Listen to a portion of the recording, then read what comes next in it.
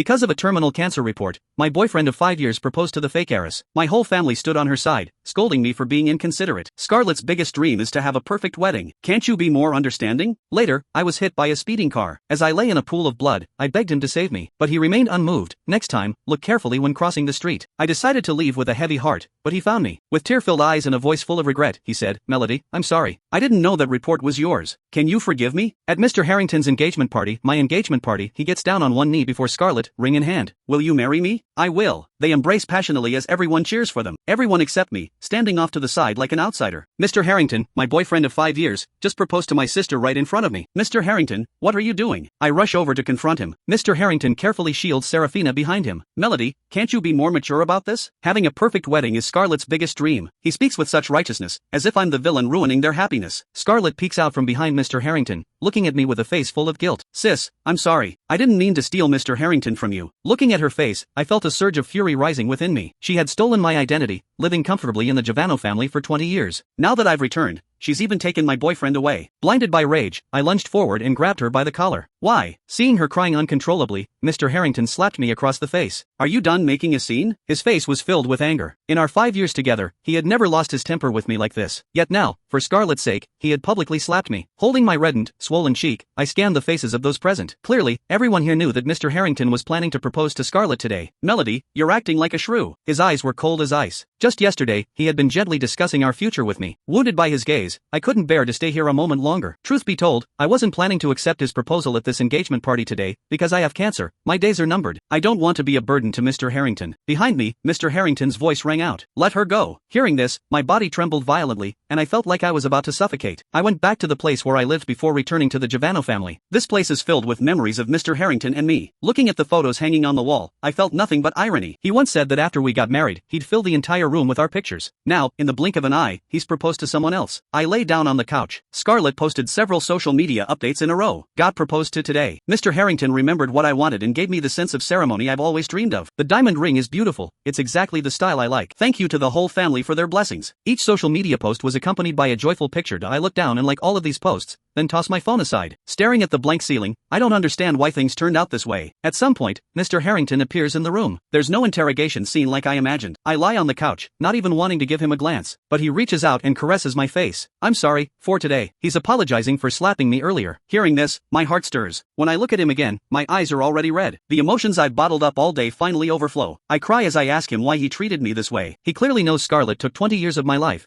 and he used to be so sympathetic towards me. Scarlett may not have feelings for me, but what about him? Why is he treating me this way? Seeing me cry, his eyes flashed with obvious impatience. "Melody, I've always thought you were sensible. It's just a proposal. Do you really need to make such a fuss?" I raised my eyes, looking at him with a gaze full of shock. What he casually referred to as a small matter had plunged my heart into an abyss of pain. Seeing me like this, he let out another exasperated sigh. "Can you stop this drama, please?" He lowered his head, attempting to kiss my lips. I suddenly turned my head, avoiding his kiss. Angered by my action, he roughly pushed me away. Looking at his unfamiliar demeanor, I realized I had given my heart to the wrong person. "Mr. Harrington, let's break up." He looked at me in disbelief, then his lips curled into a sneer. "Melody, do you think anyone else would want you if you leave me?" His words were like a knife, stabbing into my heart. From birth, I had no parents. At 15, I met Mr. Harrington and had been by his side ever since. It wasn't until recently that I learned I actually had parents, but when I returned to the Giovanni family, I discovered they had already adopted a daughter. Even though I had come back, I could never match her status in Scarlett's heart. I lowered my gaze, my face contorting with pain. I practically spat out a single word through gritted teeth. "Get out!" Mr. Harrington, thoroughly enraged by me, slammed the door shut as he left. I collapsed to the floor, completely drained of strength. To survive a little longer, I took on a part-time job at a restaurant. As fate would have it, the world proved to be incredibly small, and Scarlett came in with a dozen or so friends for a dinner gathering. The moment she saw me, she immediately called me over. "You there? Come serve us." She didn't reveal my identity, a hint of mockery flashing in her eyes. "Scarlett, why are you calling her over? She looks clumsy and incompetent." Someone voiced their objection. Scarlett's lips curled into a smirk. "Look at how poor and pathetic she appears. If we call her over to do more work, we can give her a little tip later. Consider it charity." With that remark, the private room erupted in laughter. The blatant scrutiny from everyone made me feel incredibly uncomfortable. "Goddess Scarlett, you're so kind. Come on, come over here and peel these shrimp for me. I'll give you $100. The guy was clearly Scarlett's lapdog. A plate of shrimp was pushed in front of me. In the process, the guy's hand wandered, grabbing mine for a moment. I swallowed my discomfort, thinking it was just peeling some shrimp, no big deal. As I was about to start peeling with gloves on, Scarlett stopped me. No need for gloves, right? It's just a few shrimp. The crowd, sensing Scarlett's mocking tone, chimed in agreement. My face burned red with embarrassment, my hands clutching my clothes tightly. If you don't peel them, we'll file a complaint. The restaurant I worked at was great in every way, except that a customer complaint would cost me a month's salary. To avoid wasting all my previous efforts, I grudgingly started peeling the shrimp. The shells were large and hard. Before long, a cut opened on my hand. Blood gushed out. I winced in pain, frowning deeply. Taking advantage of the crowd's distraction, I tried to leave to treat my wound, but Scarlett blocked my path. The shrimp aren't finished. Where do you think you're going? She eyed me teasingly, her gaze filled with intense disgust. Move aside. The pain in my fingers made my expression sour. The restaurant was just a part-time gig. I had another job as an artist. I couldn't let anything happen to my hands. Don't you want to know why Mr. Harrington suddenly proposed to me? Her words rooted me to the spot. I looked at her, my expression confused. Actually, I've known Mr. Harrington since we were kids. I never thought some bastard like you who came out of nowhere would dare to seduce Mr. Harrington and even dream of taking my place in the Giovanno family. Why did you have to come back? You should have just disappeared from this world. Her expression gradually twisted, and as she finished speaking, she raised her hand to strike my face. I caught her hand, not giving her the chance, but she smirked, the corners of her mouth curling upward. The next second, she violently slapped her own face with my hand. I stared at her, eyes wide with shock. Mr. Harrington's angry roar came from behind me. What are you doing? Mr. Harrington, I'm so scared. Scarlett stood there, covering her face and looking pitifully at him. Mr. Harrington's brow was deeply furrowed as he unceremoniously pushed me aside. Mr. Harrington, I didn't hit her. She herself. Shut up. I have eyes, I'm not blind. His reproachful gaze was like a knife, stabbing deep into my heart. Since when did he no longer have the patience to even hear my explanation? I looked at his face, my eyes blurred with tears. Seeing me like this, Mr. Harrington's expression softened slightly. Am I not feeding you or giving you enough to drink, that you need to work in a place like this? His tone was still harsh. Seeing that I remained silent, he reached out and gripped my chin. I was forced to look up and meet his gaze. Speak up. Why did you hit her? I told you, I didn't hit anyone. I bit my lip, unwilling to admit to something I hadn't done. In his eyes, I was just lying. Mr. Harrington has always disliked liars, so he had the restaurant fire me, and wouldn't even let them pay me my wages. I was furious. On what grounds? Mr. Why are you treating me like this, Harrington? I screamed at the top of my lungs, but Mr. Harrington didn't even spare me a glance. This was my lifeline, the money I was counting on to pay for my hospital bills. Now, with just a few words from him, I wouldn't see a single penny. I desperately clutched at his sleeve, and a look of disgust flashed across his eyes. Mr. Harrington, I'm so scared, Scarlett whimpered, hiding in his arms. Mr. Harrington gently stroked her head. Don't be afraid. I'll take you to the hospital. With that, he scooped Scarlett up in his arms. Stung by the scene, I hurried after them, but I failed to notice the car coming from the side. With a deafening crash, I was thrown to the ground, lying in a pool of blood. Looking towards Mr. Harrington, I gazed at him pleadingly. Help me. Excruciating pain rapidly spread throughout my body, and I coughed up a mouthful of blood. Seeing this, Mr. Harrington moved to help me, but at that moment, Scarlett fainted. He held Scarlett, his face etched with worry. Scarlett, don't be afraid. I'll take you to the hospital right away. When facing me, however, he was merely indifferent, as if he were dealing with someone insignificant. I've already called an ambulance for you. Be more careful when you walk next time. With those words, I felt like I had plunged into an icy abyss. The excruciating pain coursing through my entire body was nothing compared to the heartbreak I felt in that moment. I wanted so desperately to live, but Mr. Harrington couldn't care less whether I lived or died. In that instant, it felt as if my heart had died. Amidst the chaos, I lost consciousness. When I opened my eyes again, I found myself in a hospital room. The pain still seared through my body, sharp as knives. Sitting beside me were none other than my biological parents. Mrs. Giovanno looked at me with a hint of concern in her eyes. After all, I was her flesh and blood. She couldn't remain entirely indifferent. Melody, you're awake. Mrs. Giovanno spoke up first. Mr. Giovanno stood silently to the side. When I first met him, I thought he was just a strict father. It wasn't until I saw how he beamed at Scarlett that I realized his sternness was selective.